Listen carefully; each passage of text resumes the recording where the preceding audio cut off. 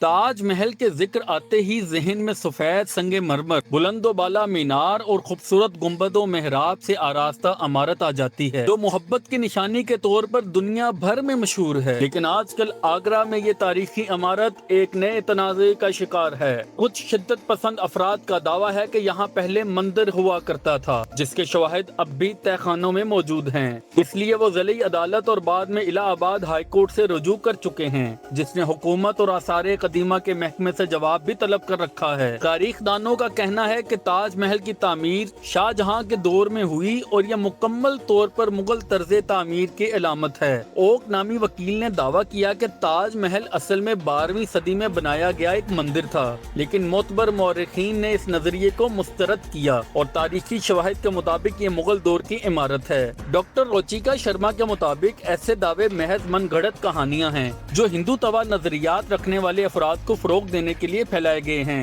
Supreme court اور الہ آباد ہائی کورٹ نے بھی اس دعوے کو مسترد کر دیا تھا اور آثار قدیمہ کے محکمے نے واضح کر دیا تھا کہ تاج محل میں کبھی کوئی مندر نہیں تھا۔ تاج محل نہ صرف شاہ جہاں اور ممتاز محل کی قبر کا مقام ہے، بلکہ ان کے خاندان کے دیگر افراد بھی یہاں مدفون ہیں۔ کچھ کمرے حفاظتی وجوہات کی بنا پر بند ہیں، لیکن اگر کھولے بھی جائیں تو وہاں کسی مندر کی باقیات نہیں پائی جائیں گی۔